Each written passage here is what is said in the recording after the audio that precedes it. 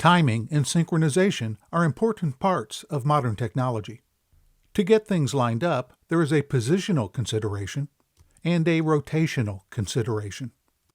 And so it is with audio. I'll establish some basics with a non-audio example.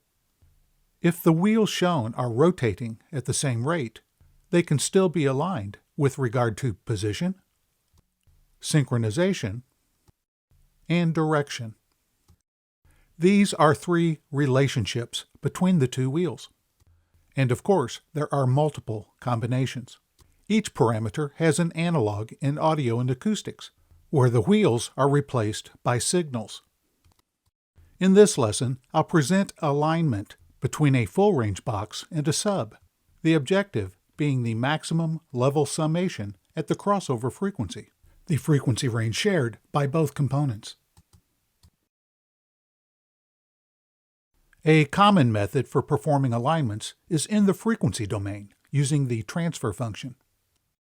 I'll take a different route and stay in the time domain, using an oscilloscope.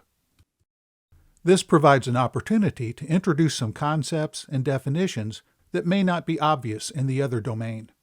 The software is the freeware Room EQ Wizard, specifically the signal generator and the scope module. This allows us to generate a signal and observe it in the time domain. I'll start by making some electrical measurements of the DSP before moving on to the loudspeakers. Here's my test setup for when you try this yourself.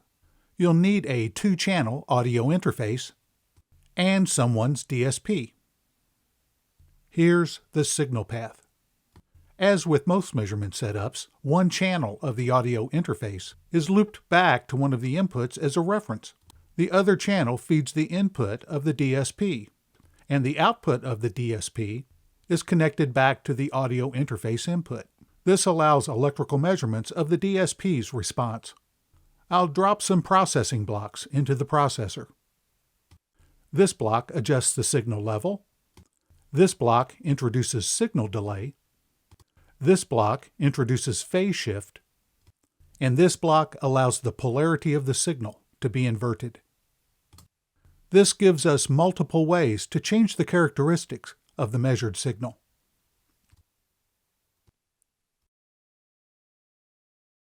Here I've opened up the signal processing blocks and overlaid them on the REW screen.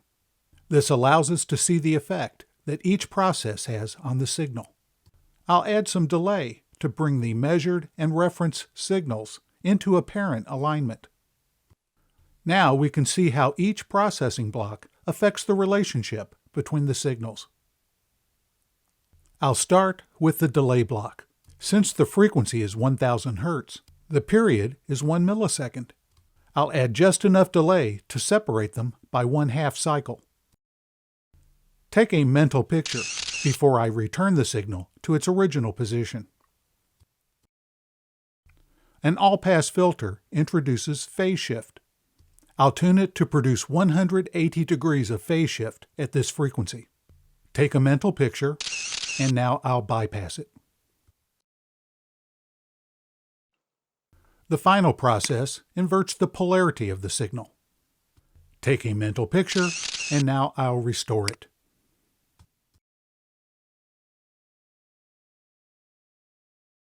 We just witnessed 3 different signal processes produce the apparent same result.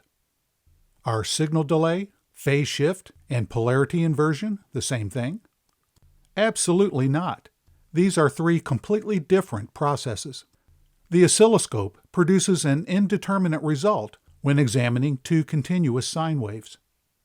Indeterminate results are quite common in measurement world. We may have the wrong tool for the job, or the wrong signal for the job. To understand why, we need to take a deeper look at signal delay, phase shift, and polarity, and I'll do just that in the next video.